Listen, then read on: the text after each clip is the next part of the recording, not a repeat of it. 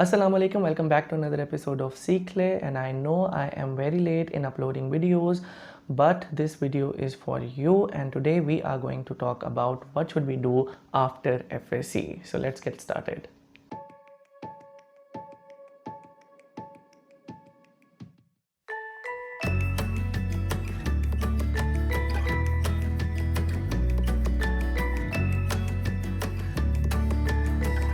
Okay जी, as you know कि हम लोगों को एफएससी तो हम लोग कर लेते हैं, लेकिन उसके बाद हमें ये नहीं पता होता कि हम कौन सी लाइन जो है उसको चूज़ करें। और इस टॉपिक को आज की वीडियो में दोबारा से स्टार्ट करने का मेरा ये मकसद था, क्योंकि आप लोगों की बहुत ज़्यादा डिमांड्स आ रही थी और आप लोगों को समझ भी नहीं आ रहा था कि हम लोग क्या करें। सो ये मेरी एक छोटी सी कोशिश है कि जहाँ तक ये वीडियो पहुँचे और जो बच्चे इसको देख रहे हैं वो किस तरीके से चूज़ कर सकते हैं अपना प्रोफेशन। क्योंकि जब आप अपना प्रोफेशन चूज़ कर रहे होते हो या आप एफएससी के बाद आप एफएससी डन कर रहे होते हो, तो आपको ये नहीं पता होता कि हमने किस स्पेसिफिक लाइन में जाना है। सो मैंने सम अप किया है इन तमाम चीज़ों को और लेके देखते हैं कि इसको हम किस तरीके से हम अपनी लाइन के साथ कोऑर्डिनेट कर सकते हैं, हम अपनी लाइन को चूज़ कर सकते हैं।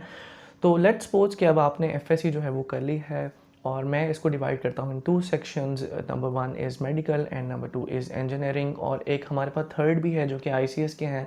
लेकिन क्योंकि आईसीएस की और मैथ वाले बच्चों की फील्ड जो है वो मिलती जुलती होती है, तो मैं होप्स को कवर कर पाऊँगा उन तमाम एस्पेक्ट्स को जहाँ पर ये बच्चे जो हैं इस चीज़ में अप्लाई कर सकते हैं।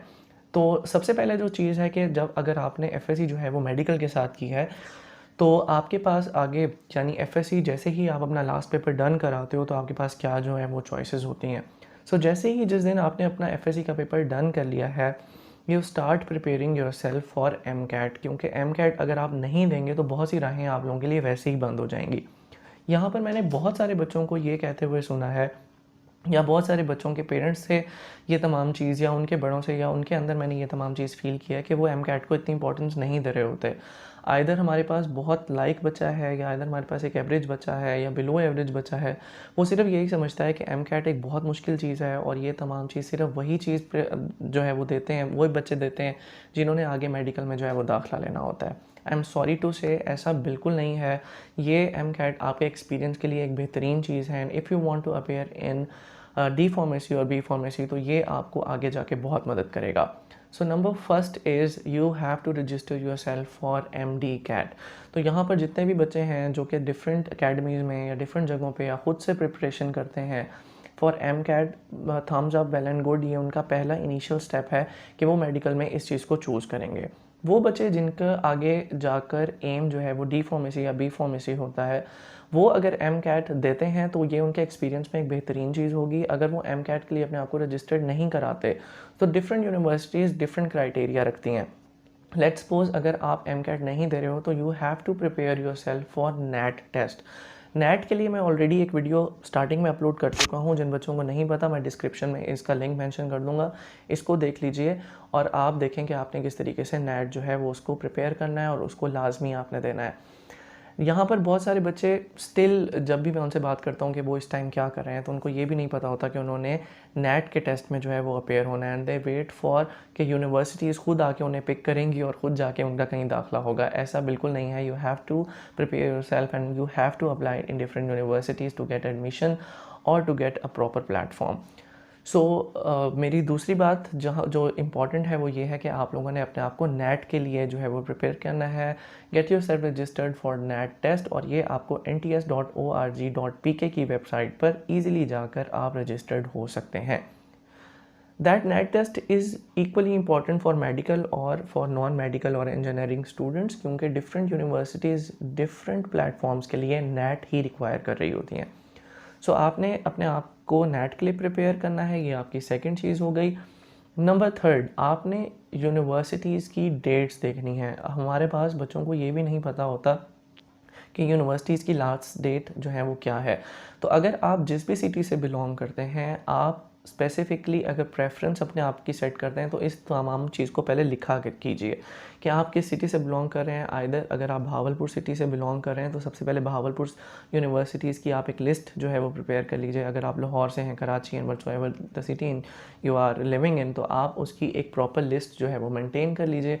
और जब आपके पास एक प्रॉपर लिस्ट आ जाएगी यूनिवर्सिटीज़ की, तो आप एक एक दिन करके या एक दिन में 2 या 3 यूनिवर्सिटीज़ कवर करके उनकी लास्ट डेट को जो है वो देखना शुरू कीजिए। तो जैसे ही आप लास्ट डेट को देखना शुरू करेंगे तो आपको पता लग जाएगा कि मैंने डी फार्मेसी में इन डेट्स पे नेट जो है वो अपना क्लियर रखना है ताकि मैं यहाँ पर ये चीज़ें अप्लाई कर सकूँ।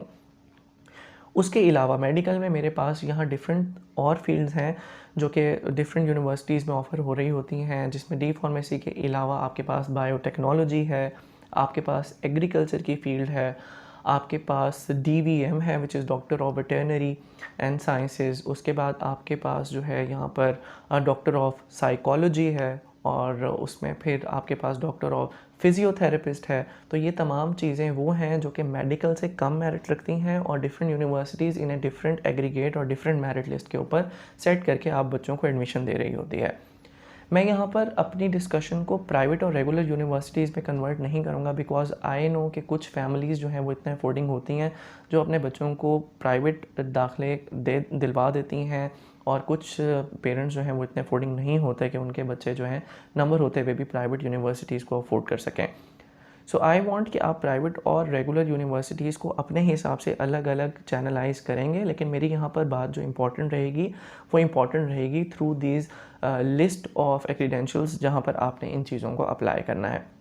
सो ये कुछ फील्ड्स जो हैं ये आपके पास मेडिकल की हैं, और अगर आप इन फील्ड्स में नहीं भी जाना चाहते तो आप सिंपल BSc में भी अप्लाई कर सकते हैं। फॉर एग्जांपल आप केमिस्ट्री का सब्जेक्ट अगर आप अच्छे थे तो आप उसमें आगे BSc कर सकते हैं। आप जो है वो बायो के सब्जेक्ट्स में 2 चीज़ों में BSc कर सकते हैं, जिनमें आपके बॉटनी एंड ज़ूलॉजी है। आप बायोटेक्नोलॉजी में दाखिला ले सकते हैं। इसके अलावा आप कोई भी सब्जेक्ट उठा के आप उसमें BSc एंड MSc और डॉक्टरेट डिग्री तक जो है वो जा सकते हैं। तो ये तब आपको पता लगेगा जब आप यूनिवर्सिटीज़ की प्रोफाइल अच्छे तरीके से चेक करेंगे, प्रॉस्पेक्टस अच्छे तरीके से पढ़ेंगे, और डिफरेंट यूनिवर्सिटीज़ क्या ऑफ़र कर रही हैं आप उसको देखोगे। ये अगर आपको बातें बहुत लंबी चौड़ी या आपके लिए बहुत डिफ़िकल्ट हो रही होती हैं तो आई एम श्योर कि आप FSC के वो जो 2 साल हैं उनमें आपने किसी भी पढ़ाई को इतने कॉमन सेंस से नहीं देखा है कि वो आपको ऑफ़र क्या कर रही होती है। तो ये सबसे पहले आपकी गलती हो जाती है कि आपने उन चीज़ों को या उन सब्जेक्ट्स को अच्छे तरीके से नहीं देखा है। सो आई एम श्योर कि आपको मेडिकल में इन फील्ड और इन लाइंस की बातें अच्छे तरीके से समझ में आ रही होंगी। उसके अलावा मैं मूव करता हूँ इंजीनियरिंग साइड पे। तो इंजीनियरिंग साइड थोड़ी सी वास्ट मेडिकल से इसलिए होती है क्योंकि यहाँ पर ना सिर्फ आपको एक स्पेसिफिक पोर्शन बल्कि आप किसी भी चीज़ में अप्लाई कर सकते हो। और ना किसी भी चीज़ से मेरे पास यहाँ पर मकसद और मुराद ये है कि इंजीनियरिंग वाले बच्चे भी सबसे पहले प्रिपेयर करेंगे अपने आप को ECAT के लिए।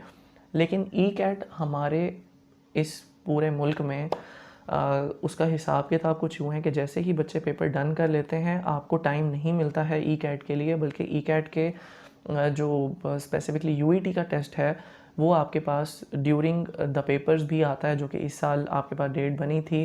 NUST का टेस्ट जो है वो साल में 3-4 दफ़ा जो है वो रिपीट हो रहा होता है, और उसकी भी डेट जो है वो मुख्तलिफ होती है। आप ख़ुद अकॉर्डिंगली अपने फिजिबिलिटी के हिसाब से सेट करते हैं। तो आपको ये तमाम चीज़ें जो हैं वो देखना बहुत ज़रूरी हैं। फिर once you have prepare yourself और you have done your ECAT, तो यहाँ पर भी आप अगेन नेट का जो है वो टेस्ट देंगे, बिकॉज नेट का टेस्ट आप लोगों के लिए बहुत इंपॉर्टेंट है फॉर डिफरेंट यूनिवर्सिटीज़, ताकि वो आपको अच्छा प्लेटफॉर्म जो है वो प्रोवाइड कर सकें और आप उस चीज़ में अप्लाई कर सको। यहाँ पर इंजीनियरिंग आपकी सबसे मेन डिग्री है, तो आप as an engineer different field में अप्लाई कर सकते हैं, starting from electrical, mechanical, telecom, civil, mechatronics, electronics है, कंप्यूटर सिस्टम्स हैं एंड सॉफ्टवेयर है। अगर आप इन फील्ड से हटकर अपनी मैथ वाली डिग्री को आगे लेकर चलना चाहते हो तो यहाँ पर मैं आपको ये बोलूँगा कि आप BBA कर सकते हैं। You can choose your BBA और MBA लाइन, ये बहुत एक अच्छी फील्ड है। अगर आप ये चूज़ नहीं करते हो तो फिर आप IT में जा सकते हो, क्योंकि आजकल तो IT का भी बहुत ज़्यादा जो है वो रोल है। अगर आप ये वाली फील्ड नहीं चूज़ करते तो आप सिंपल जिस तरीके से मैंने आपको बोला कि बायो वाले स्टूडेंट्स एक सब्जेक्ट में BSc MSc कर लेते हैं, तो आप यहाँ पर भी you can prepare your self in the BSc double math और फिज़िक्स, या फिर आप डिफरेंट सब्जेक्ट के साथ जो है वो BSc में फिर MSc and then doctorate degree तक जो है वो जा सकते हैं। सो ये कुछ चंद फील्ड्स हैं जिनका बच्चों को पता होना चाहिए और वो कर सकते हैं। मैं मज़ीद मेंशन करना चाहूँगा, मेरे पास 2 सालों से कुछ ऐसे बच्चे अवेलेबल हैं जो कि जा रहे हैं हमारे पास साइबर सिक्योरिटी सिस्टम में या एविएशन फील्ड्स में, तो ये भी बहुत बेहतरीन फील्ड्स हैं जिनको आप चूज़ कर सकते हो। तो मैं जिन जिन फील्ड्स के नाम बोल रहा हूँ, you can also check it out in on Google, या आप डिफरेंट यूनिवर्सिटीज़ की वेबसाइट पे चेक कर सकते हो। आपको वहाँ से ईज़िली इनके बारे में इंफॉर्मेशन जो है वो मिल जाएगी। तो यहाँ पर आप लोगों ने इन चीज़ों को अप्लाई करना होता है। मेरे पास एक थर्ड कैटेगरी है, वो वाले बच्चे हैं जो कि मेडिकल और इंजीनियरिंग में नहीं जाते हैं, बल्कि इनको आर्मी वाली लाइन पसंद होती है। तो ये आर्मी का टेस्ट देख के लेफ्टिनेंट, सेकंड लेफ्टिनेंट और इस फील्ड को भी जो है वो आगे लेके जा सकते हैं। I have that examples in this year कि बहुत ज़बरदस्त और अच्छे बच्चों का जिन्होंने ये वाले टेस्ट दिए थे और उनका मेडिकल भी क्लियर किया था और फिर फिज़िकल भी क्लियर किया था और इंटरव्यू भी क्लियर किए थे, तो वो अच्छे तरीके से इस आर्मी वाली फील्ड में जो है वो आ चुके हैं। नंबर थर्ड और इम्पॉर्टेंट चीज़ जो मैं यहाँ पर ये बोलना चाहूँगा वो है डेट्स। तो डेट्स आपकी बहुत इम्पॉर्टेंट हैं यूनिवर्सिटी की। अगर आपकी लास्ट डेट गुजर जाती है तो आप ऐसे समझें कि आपका एक पूरा साल जो है वो रिपीट की तरफ जो है वो चला जाता है, या आपका पूरा साल जो है वो ज़ाया हो जाता है। अपनी इस वीडियो के थ्रू मैं ये ज़रूर कहना चाहूँगा कि जहाँ जहाँ ये मेरी वीडियो देखी जा रही है, जितने बच्चे भी देख रहे हैं, और अगर उन्होंने अभी तक किसी फील्ड में जो है वो एडमिशन ले लिए हैं, तो do mention out your fields कि आप कहाँ कहाँ जो है वो एडमिशन लेते हैं। मेरी वीडियो ज़्यादातर मीडिया स्टडीज़ के लोग देखते हैं, तो मीडिया स्टडीज़ भी एक बहुत ज़बरदस्त फील्ड है जिसको आप आगे जाके चूज़ कर सकते हो। मैं किसी भी इन द एंड अगर मैं इस तमाम चीज़ को समराइज़ करना चाहूँ तो मैं ये बोलना चाहूँगा कि मैं किसी भी फील्ड को बुरा नहीं समझता।